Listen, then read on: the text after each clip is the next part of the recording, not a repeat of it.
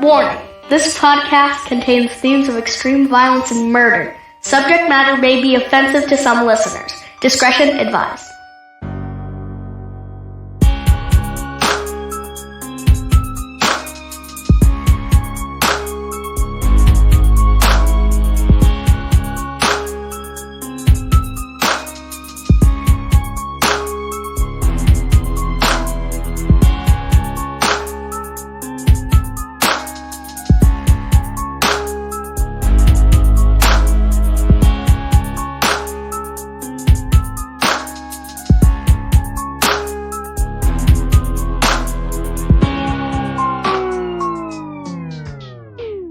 Welcome to another episode of Evil Transgression, your homicide headquarters here in podcasting. I'm Josh, and with me as always, Rex. Hey, what's up? Oh man, I'm just living the dream. Mm-hmm. You and me both. Living the dream. I tell you what, getting old is not for sissies. No, especially what I just dealt with 3 weeks ago. Yeah. So your legs almost fell off. Yeah, almost. Well, so this is how it started. It was 3 Sundays ago. I woke up, my calf was hurting a little bit at my left leg. I just figured getting old, I pulled something, kept icing it. Well, as the next couple of days went on, it was so bad that I could hardly walk. And me being stubborn, Stacy was like, "You need to see the doctor." I'm like, "Oh, my body will heal itself." So kept blowing it off. Well, that following weekend, we had to go down to Florida for vacation. So I'm like, well, I gotta get this grass mowed. So they went on down. He's like, "Have fun. I'm going to cut this grass." Yes. So they left. I mowed the grass and I was supposed to leave right after that. Well, I looked down and my leg was like 2 or 3 times bigger than the other one. Stupid me, kept blowing it off again. I'm like, I'll just ice it. Sunday, I drive down to Chattanooga, the halfway point, and I get out and it looks even worse. So we go to the ER, and they do an ultrasound on my leg, and they're like, "Oh, you got a very extensive blood clot in your leg." I'm like, "Oh, that's cool." So then they were worried, so they did a CT scan on my chest, found some in there too, because apparently some of it broke off, shot through my heart, and went into my lungs. So, so me being me, we went ahead and went to Florida anyway. And I just kept my leg propped the whole week. There you go. Yes. So, yeah, I got to take it easy. I can't do a whole lot of walking. I can't mow the grass. I can't work out. So I'm going to use this when I get home. Like, you ain't going to believe this. I done got me some blood clots. Somebody going to have to go out there and cut that grass. Well, here's the part that pisses me off the most. There was a couple of medications I was on. Yeah. Because they think it's definitely provoked. And due to these couple of medications I was on, that's why I got it. Because both of them apparently cause blood clots. So I had to stop those. That's the excitement of medications. Mm-hmm. Like, it'll fix diarrhea, but it causes your eyes will bleed and your ears will fall off. Yep. So I've even cut back on caffeine because obviously that restricts blood vessels and can make things worse. So yeah, I've like overhauled a bunch of things that I take. What do you think is probably the worst side effect you ever heard on one of those commercials where they're like, may cause rectal bleeding? Yeah, mine is anal seepage. May cause your butthole to seep. Yes, that's a bad one. And it's one of those ones like when you first hear it, you're like, "What? Mm-hmm. Anal seepage? That doesn't sound good at all." No, it doesn't. But at least I won't have anxiety. Right. Like, how would that not make your anxiety go up more? Yeah. Walking down the street and you got some seepage. Yeah. You know. Oh no, my bowels just seeped into my shorts. Oh no. So yeah. Sounds fun though. Mm-hmm. Always. Anal seepage. So check this out. Okay. We're going to do our evil facts today. We're going to do we'll do like an evil fact and an evil story. Okay, cool. So I guess we'll still just call it evil facts. Evil facts. So check this story out. On August 17th, 1980, The Chamberlain family was camping in the Northern Territory of Australia. Lindy Chamberlain put 9-week-old Azaria to bed in their tent shortly before 8 p.m. Not long after, Azaria cried out, and when Lindy checked, her baby was gone. Ooh. Azaria's body was never found, but her blood-soaked jumpsuit was recovered a week later. Wow. The local coroner ruled that the disappearance was likely due to a dingo attack. What? There were concerns about increasingly aggressive dingoes in the area, with one ranger warning that human tragedy was imminent. But the Northern Territory Police insisted Lindy had killed Azaria.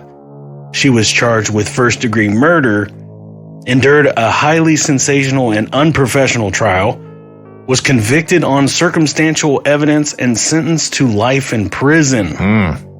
Her husband was convicted as an accessory after the fact and given a suspended sentence. Wow. After 3 years, Lindy was released when Azaria's cardigan was found near a dingo's lair. Ooh.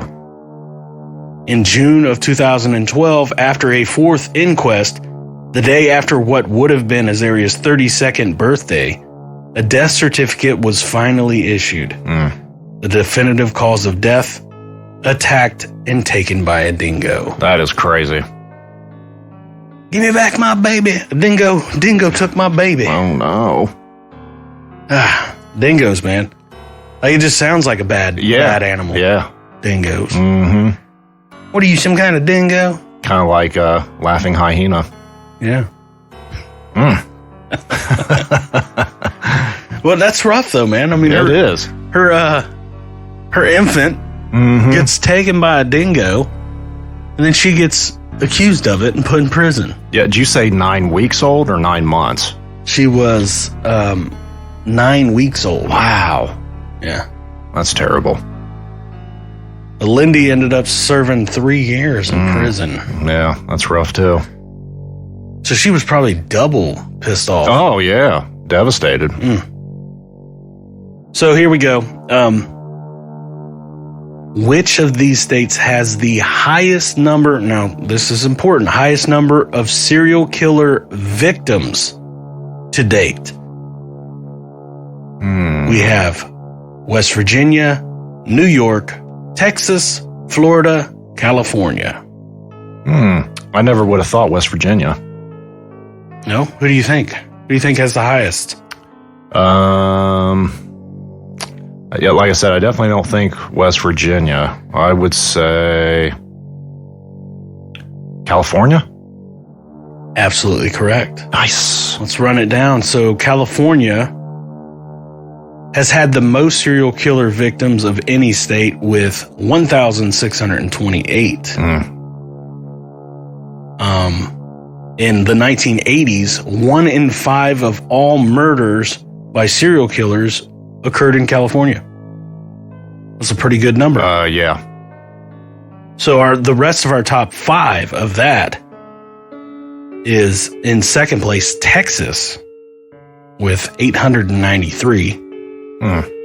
Florida with 845. Illinois with 629. And New York at 628. You think New York would be up there? Yeah, you'd think so. I wonder if Illinois is because of the Chicago area. Yeah. Yep. But still, you figure, man, there's a lot of people in New York. Definitely. So the West Virginia was just to throw you off. A trickster. But the states with the fewest serial killer victims. Now, keep in mind, it's not serial killers. Yeah. Serial killer victims are North Dakota and Vermont with 11 each. Hawaii and New Hampshire with 10 each. And with the least amount of serial killer victims, South Dakota with 7. Makes sense. Where did Fargo take place? The movie Fargo. Was that South Dakota? It was somewhere around there. It might have been. Man, I haven't seen that movie in so many years. It's a good one. It is a good one, though. It's a classic. You got to get the way they talk. You're right, yeah. You know? Mm-hmm. I love it. It's good stuff. So that's your evil facts for the day. Yeah. Evil facts / dingo story. Yeah, dingo. You can't have an evil facts without a dingo story from now on. That's true. The old dingo. Yeah. That would suck to get taken by a dingo. Mm-hmm. That's, yeah. I mean, any kind of Like, animal I would attack. be pissed if a dingo stole my sandwich, let alone my child. Right. I mean, they're not that big, right? No, they're like almost like a coyote. Yeah. A coyote. Coyote. Yeah, like an Australian coyote. Baby snatchers. Yep. All right, I got a good one for you today. Okay. A little stalking action. Ooh, If you know okay. what I mean. Yeah. So, let's say we just bust it out. Let's do it. Buckle up, evil mob, as we discuss Richard Farley. Richard Farley was born on July 25th, 1948 in San Antonio, Texas. He was the oldest of 6 children. Although all of the family loved each other, they rarely showed any affection towards each other. Farley's father was in the military, and therefore the family moved around quite often until they finally settled in California. After graduating high school in 1966, Farley attended Santa Rosa Community College for a brief period before joining the U.S. Navy in 1967. Farley would stay in the Navy for 10 years before being discharged. After his stint in the Navy, Farley got a job at a defense contractor in Sunnyvale, California, called ESL Incorporated. He would work as a software technician there. Wow. So nothing odd, Right. other than the family like not being a Affectionate. a very affectionate group. I mean, I really don't think that's too strange. No. I mean, no. Not every family's like the Partridges. Oh, we definitely weren't growing up. Like, come give me a hug, Timmy. Right. Timmy, give me a hug. I love you. We do a little bit of hugging now, but yeah, growing up, yeah, we definitely. That's because we're all getting closer to death. That's why we hug now. We're like, Yep. That's that, exactly why. or we're like, man, my legs hurt. No, hold me up for a minute. I'll just pretend like I'm hugging you. Just hold me in the air for about Keep you stable. 2 seconds. Mm-hmm. So, but I mean, if you think about it, it proves he's a pretty intelligent individual. He didn't finish college, but he joined the military, stayed for 10 years, and then got what I would call a pretty, pretty decent job in software. For sure. So far, everything is good. Mm-hmm. Good job. No issues in childhood. Yep. But why would we talk about this fellow if he wasn't going to be evil, right? Mm-hmm. In April 1984, Richard Farley met an attractive young woman named Laura Black, who also worked at ESL Incorporated as an electrical engineer. So attractive and has a good job as well. What's not to like, right? Mm-hmm. The 36-year-old Farley meets a 22-year-old Laura Black, and it's love at first sight. At least for Richard Farley. Mm-hmm. Not so much for Laura Black. So Farley tries to woo Laura Black by leaving gifts at her desk, like homemade baked goods, little presents, letters, all of which Laura kindly refused. So she's not interested clearly. Yeah. And she's been basically really nice about it, but Farley just isn't getting the hint. Continues on. He either isn't getting the hint or doesn't care. You know what I mean? But it is kind of creepy. She like goes to her desk and is like, I made you a muffin. With love. And she's like, no thanks, I'm lactose intolerant. He's like, that has nothing to do with my muffin. Eat that brownie, girl. I really love you. Yeah. He's like writing her letters and stuff. I don't know. And he's, 14 years older than her? Oh, yeah. Yep. 36 and 22. And she's like, this creepy old guy leaves baked goods on my desk and letters. Yeah. I don't know. But, she's trying to be nice about it. Yeah. He either isn't getting the hint or doesn't care, but he's going to step it up. Richard Farley then resorted to calling Laura's desk every few hours, making excuses for the calls that were lame, I can only imagine. Like, Oh, I'm sure. I meant to ask you, what's the code to the bathroom door? She's like, I'm a woman and I go to the women's door. Oh, yeah, my bad. Calls her back like, hey, what time do the Red Sox play tonight? This is California, I don't care. Right. Things got even more strange when Farley showed up at Laura Black's aerobics class. Ooh. Now it's starting to get really creepy. Yeah. You go from baked goods and phone calls to... Now, don't get me wrong, phone calls every few hours is not just annoying, but weird. Yeah. But when you go to your aerobics class as a female and you look over and old Richard Farley's just standing in the room watching like, hey, what's going on? Now we're stepping it up to where we got a real big problem. I mean, it's all a problem. Nobody should act like that towards anybody. Yeah, getting to that stalker level. The harassment continued when Farley convinced other co-workers to provide Laura Black's home address and phone number as well as access to her confidential personnel files. Wow. So,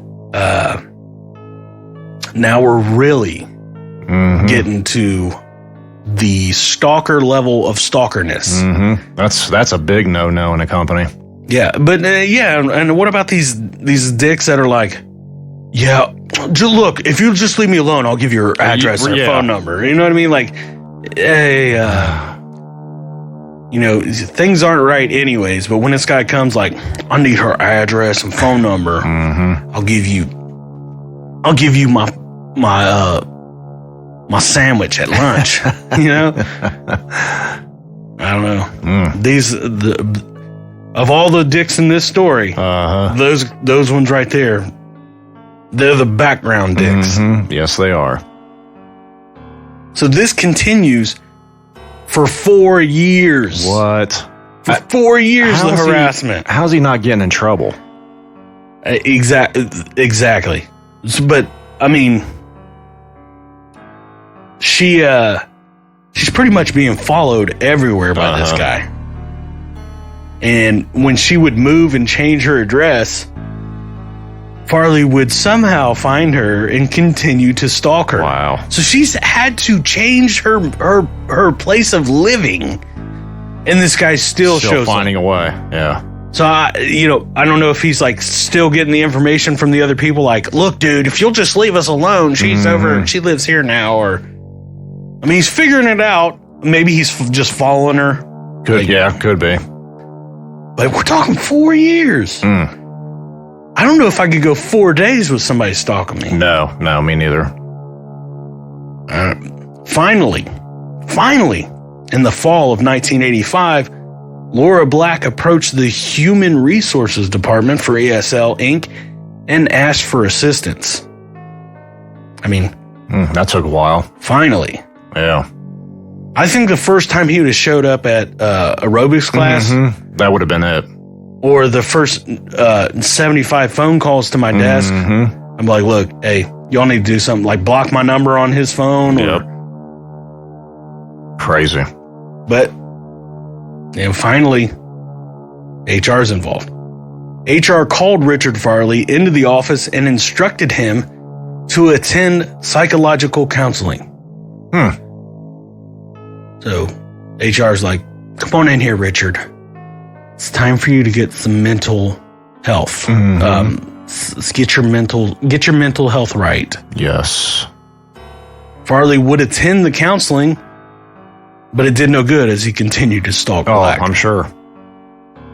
Richard Farley believed that everyone in the company wouldn't stay out of his business, so he began to threaten other coworkers. This, apparently was the last straw with the company, so they fired him in 1986. Took him long enough. Yeah, it's like, we don't care what he's doing to this female. Yeah, he's stalking her outside of work and going to her home and writing her letters to her house and going to her aerobics class. But, you know, I mean, I'm when you threaten Bob in accounting, that's too far. Too far. I can't believe she didn't even try to get the police involved, you know? True. Maybe she thought, though, like,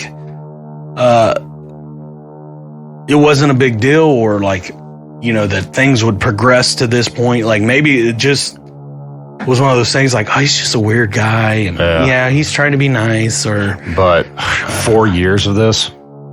Richard Farley would then find work at Covalent Systems Corporation, which was a rival of ESL, also located in Sunnyvale, California. So he's like the Sharks and the Jets, like West Side Story. Oh, yeah. Rival. He's in the rival game. Things would seem like they were straightening up when Farley became engaged to a student at nearby San Jose State University. He likes him young, don't he? Yeah, but that's good news. He's got him another love interest. Yeah. Sorry for whoever that is, but, but that wasn't so. On February 2nd, 1988, Laura Black filed a temporary restraining order against Richard Farley that was granted. Finally. A court date for February 17th, 1988 was set to determine if the protection order would become permanent. This enraged Richard Farley. The temporary restraining order came at the worst possible time for Farley, who was now having financial hardships. It was an all-around bad mix. Money problems and the woman you can't stay away from making you stay away from her. It's a recipe for disaster. So even with a temporary restraining order, Farley purchased a 12-gauge Benelli Riot semi-automatic shotgun and over 3,000 rounds of ammo, costing him over $2,000 in a single day. How much do you think that would be now? Well, you figure 3,000 rounds of ammo. That's an awful lot of awful lot of ammo. But I mean, we're talking 1988. Yeah, that's a lot. Probably about, I mean, it's still 1988. Probably, well, shit. It's 2022 now, man. That's probably like a $10 million sale. Yeah, exactly. But this is a huge no-no considering he shouldn't have been allowed to make the purchase in the first place. He's got a PTO against him. Oh, yeah. Or a TPO, whatever, CPO, but protection order, temporary protection order. Yeah, it shouldn't have happened. Nope. Farley did, however, already own several guns anyways, but hey, what's one more, right? On February 9th, 1988, Richard Farley sent a package to Laura Black's attorney, who would be representing her in the upcoming trial in 8 days. The package contained several pieces of falsified evidence that was supposed to prove that Black and Farley had actually been in a long-term relationship. The evidence was dismissed as utter fabrications, which it was just that. Right. On February 16th, 1988, which was the day before Farley was to be in court over the protection order, he decided to do something even dumber than stalking someone. Richard Farley drove to ESL to confront Laura Black and make her rescind the restraining order, otherwise he would commit suicide. Wow. But was that really his intention? Because Farley took with him the 12-gauge Benelli Riot shotgun. Oh, and he also brought along a Ruger bolt-action rifle, a .22 caliber revolver, a .357 Smith & Wesson revolver, a .380 Browning pistol, a Mossberg 12-gauge shotgun, and a Smith & Wesson 9mm, as well as over 1,000 rounds of ammunition. That is insane. That's an awful lot of firepower to commit suicide. Yeah. He also brought with him a foot-long hunting knife, a smoke bomb, a gasoline container, an ammo vest, earplugs, and a leather glove. Now, the earplugs and the leather glove are funny to me just for the simple fact is, does he want to be comfortable when he starts shooting? Yeah. You know, I don't want no ringing in my ears. And like my hand. I don't want to get a blister. Yeah, I'm gonna wear this glove. But I'm just gonna commit suicide. So yeah, he's lying. At 3 p.m., Richard Farley, wearing his vest, his ammo vest, his earplugs, and his leather glove, approached the building. He fired his first shots outside at bystanders, where he killed Lawrence Kane, a 46-year-old data processing specialist he knew. Farley entered the building by shooting the glass out of the side door. Once inside, Richard Farley started shooting at various employees as he made his way to the second floor of the building, which was where Laura Black's office was. So, you know, the suicide goes out before he even gets in the building. Yeah. He's already killed somebody. Yep. Before he got to Laura's office, he had already killed 4 people and wounded 2 others. Wow. Laura Black hears the commotion, sees Richard Farley approaching her office, so she immediately slammed the door and locked it. But Farley took his shotgun and shot the hinges off the door and kicked it in. Wow. I mean, this is the ultimate bad situation for this. I mean, this is as bad as it can possibly get for a stalking situation. Yep. Inside, Farley approached Laura Black and fired 2 shots from his shotgun. The first missed. How you miss with a shotgun at close range? Yeah. No, but still, misses with the first one. The second struck Laura Black in her left shoulder and severely wounded her, knocking her unconscious. Wow. Richard Farley, who was sure Laura Black was dead, left her office and continued shooting at other employees who were either running for their lives or hiding under their desks. Farley would kill 2 more employees and wound another. During this time, Laura Black regained consciousness and was able to escape the building with other survivors. SWAT arrived on scene and had their snipers get into place. They couldn't, however, get a good shot on Farley because he continued to move from room to room. This was now a hostage situation. When contacted by the hostage negotiator on scene, Richard Farley claimed he had only planned on shooting up office equipment and not people. Oh, I'm sure.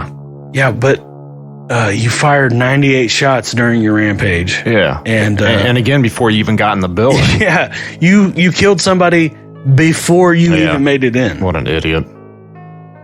The standoff lasted for 5 hours before Farley surrendered. And what was he offered to surrender? A sandwich and a soft drink. What? We've all seen the movies where the bad guy wants like a helicopter. Oh, yeah, $1 million bucks. And $1 million to release hostages. Richard Farley just wants a cheeseburger and a Coke. Wow. Laura Black ultimately survived her gunshot wound, and after a 19-day stay in the local hospital, she was released. Insult to injury here, though, the restraining order against Richard Farley was made permanent the day following the shooting. Like they went ahead and had this, we should probably go ahead and make this, hey, it's not going to matter because this dude's in custody now after killing people, so... Richard Farley sat in custody for more than 3 years before he was brought to trial on July 9th, 1991. So for 3 years, they were building up the case. Yeah. Now, I used to be like, why you wait 3 years to go to trial? Well, I've learned over the last couple years that it is to basically get every piece of evidence you possibly can get so that you can just pile it on them. So there's no pleading out to this or trying to get that. Yep. During the trial, Farley admitted to the killings but pleaded not guilty to the charges, stating he hadn't planned to kill anyone and just wanted to commit suicide if he didn't get Black's attention. Wow. He's still sticking to that. Farley's attorney argued that Richard was never a violent man, and it was just his temporary infatuation with Laura Black that had colluded his judgment and allowed him to commit this evil act. Whatever. So the attorney is saying that, he'll never kill again if he's not found, found not guilty. I don't believe that. The prosecution, however, came prepared. They brought all of the letters Richard Farley sent to Laura Black, along with documentation of all the stalking he had done. They also presented the fact that Richard Farley purchased his shotgun and ammo a week before the shooting, proving that he had plenty of time to plan his attack. Oh, yeah. Richard Farley was convicted and on October 21st, 1991, was found guilty of 7 counts of first-degree murder. On January 17th, 1992, Superior Court Judge Joseph Biafore Jr. sentenced Richard Farley to death. Nice. Several appeals were made by Farley's attorney, but they were all unsuccessful. His death sentence was upheld on July 2nd, 2009 by the California Supreme Court.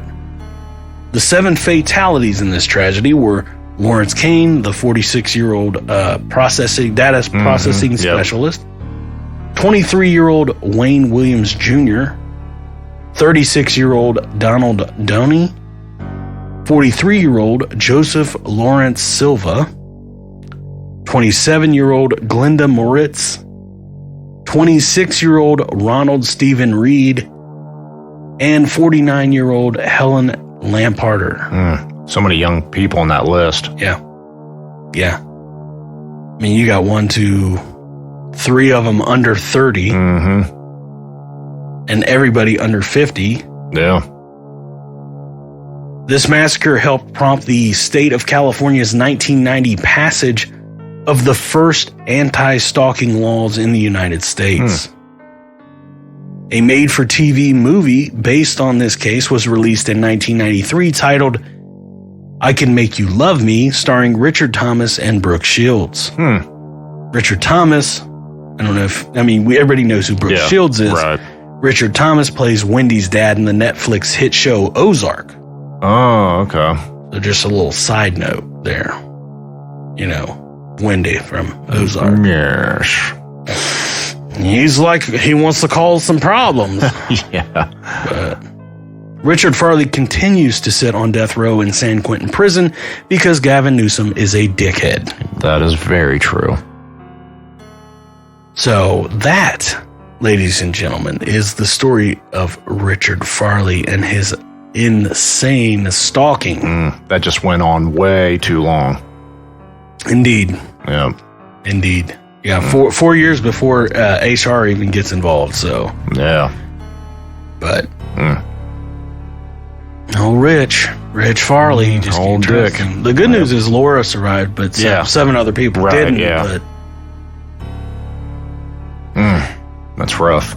he's just sitting in San Quentin, just eating his bologna sandwich and Coke. Yeah. Yeah, he's getting that sandwich and Coke every day now. Yeah, the guy that's got a hostage negotiation. Everybody else is like, I want a Dallas Cowboys helmet filled with macaroni and cheese and a helicopter and $10 million. This dude's like, I want a junior bacon cheeseburger. Can you just go ahead and get me the 4 for $4 from Wendy's? I like their nugs too. Ooh, those are good. I don't know. What do you got for me, Rex? All right, if you haven't done so, go to our Facebook page, give us a like. Any comments, questions, or ideas, you can email us at eviltransgression@gmail.com. And should we go ahead and tell them about, we currently don't have a website. We are having trouble with our website, and I will just tell you this. This may get us in some trouble, but if you are looking for a host for your web domain, don't go to GoDaddy and do any business with them dicks, because we already paid for a year in February, and all of a sudden now they're trying to like double and triple charge us. And they have legitimately shut down our website for the time being. Yep. But we'll deal with that. Yes. You just don't even worry about that. We'll deal with that. Yeah. We'll send Richard Farley up there, straighten him out. Yeah. Probably shouldn't have said that. With people knocking on my doors. Right. Yeah. I got 4 years though before they come back. That's true, easily. So, but yeah, leave us some reviews on Apple or Podbean or whatever. All the good ones. Whatever. Send us some emails. Yep. All that good stuff. Yep. Tell your friends that we're the best that ever lived. That's true. That's a true statement. So, and if anybody wants to come cut Rex's grass so his legs don't fall off, yes, please. send us an email. Definitely. So, until next time, Evil Mob. See ya. Peace.